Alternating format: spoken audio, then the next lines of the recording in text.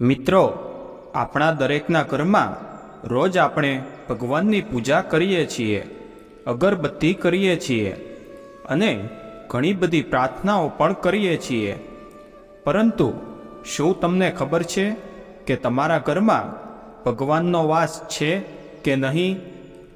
અમે તમને આજે 20 એવા સંકેતો જણાવી રહ્યા છીએ, જે સંકેતો જાણ્યા પછી તમે સરળતાથી જાણી શકશો કે તમારા ઘરમાં ભગવાનનો વાસ છે કે નહીં. તો મિત્રો, ખાસ અંત સુધી આ વિડીયોને જોજો. આ વિડીયો આપના માટે ખૂબ જ ઉપયોગી થશે. અને આ સંકેતોની વાત કરીએ તેના પહેલાં એકવાર કોમેન્ટ બોક્સમાં જય માં લક્ષ્મી લખવાનું ન ભૂલતા, જેથી લક્ષ્મી માતાજીની કૃપા આપના પરિવાર ઉપર બની રહે. તો ચાલો મિત્રો, એ સંકેતોની વાત કરીએ. નંબર 1, સવારે ઉઠતાની સાથે જ તમને કોઈ પંખી અથવા તો પશુ તમારા ઘરના આંગણે દેખાઈ પડે છે, તો તમારા ઘરમાં પોઝિટિવ શક્તિ અને ભગવાનનો વાસ રહેલો છે. કારણ કે પંખી અને પશુ હંમેશા સકારાત્મક શક્તિ હોય ત્યાં જ આકર્ષાય છે. નકારાત્મક શક્તિ બાજુ તેમનું આકર્ષણ થતું નથી.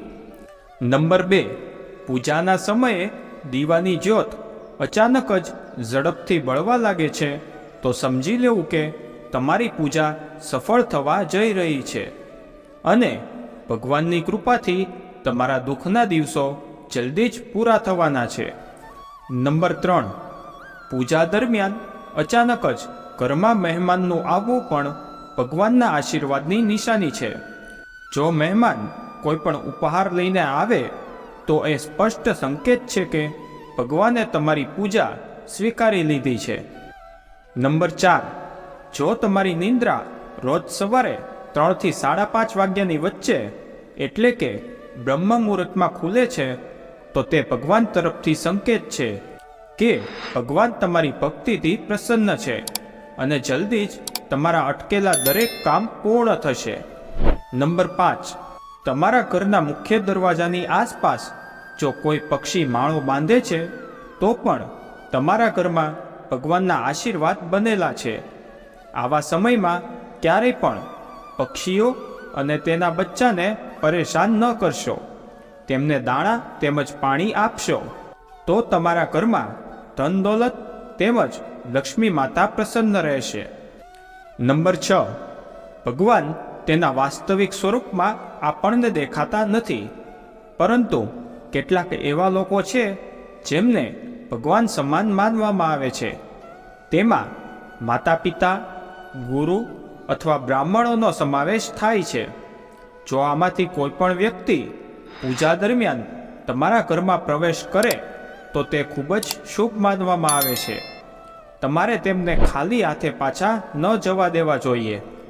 નંબર 7, જો તમે ક્યારેય બહાર નીકળો છો અથવા તો ઘર પાસે વારંવાર સફેદ ગાય જોવા મળે છે, તો તે પણ શુભ નિશાની છે.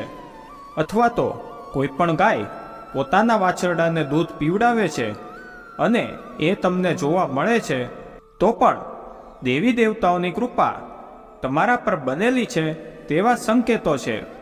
તે જણાવે છે કે તમારી પ્રાર્થના સફળ થઈ રહી છે અને તમારું જીવન સમૃદ્ધ બનશે.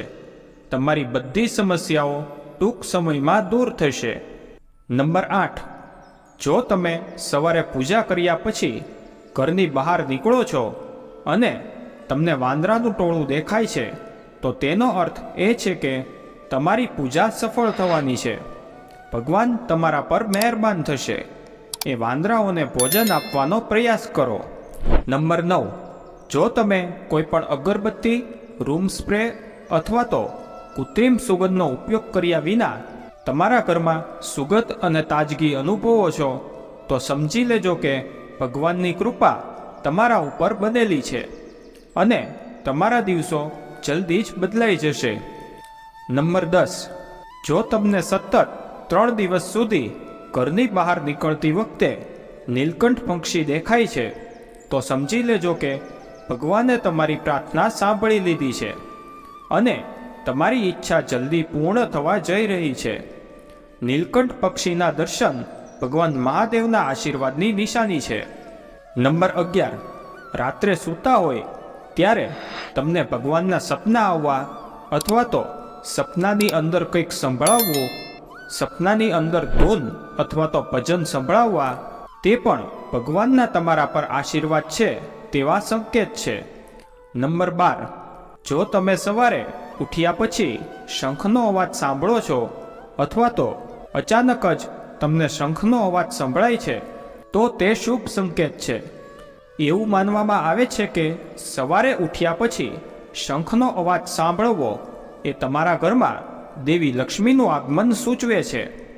નંબર 13, જો કોઈ વ્યક્તિનો સંતાન આજ્ઞાકારી છે તો પણ આ ભગવાનની કૃપા છે.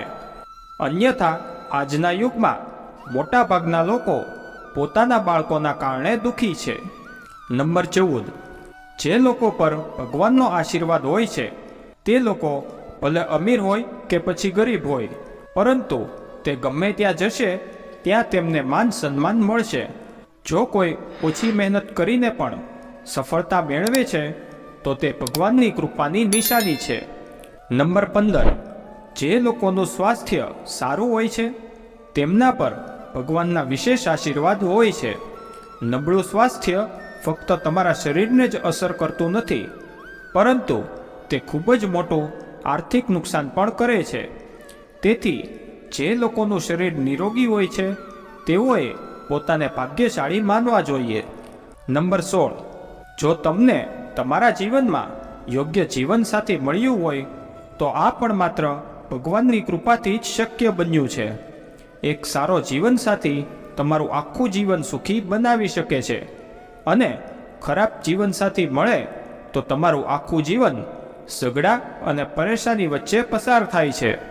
નંબર 17, જો તમે જીવનમાં કદી કોઈનું ખોટું કર્યું નથી અથવા તો ખોટા પૈસા પણ લીધા નથી તો આ પણ એક સંકેત છે કે ભગવાન આવનારા સમયમાં આપના માટે ખૂબ જ સારો સમય લાવી રહ્યા છે અને તમારા સંતાન તમારા આવા સ્વભાવથી ખૂબ જ સુખી અને ધન દોલતવાન બનશે.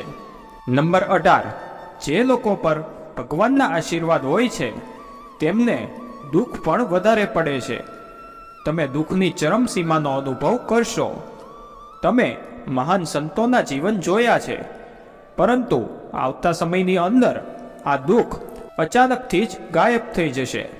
નંબર 19, જ્યારે પણ આપ મંદિરમાં પૂજા કરો છો ત્યારે તમારા મંદિરનો દીવો લાંબા સમય સુધી ચાલે છે તો સમજવું કે તમારા ઘર ઉપર ભગવાનના આશીર્વાદ રહેલા છે.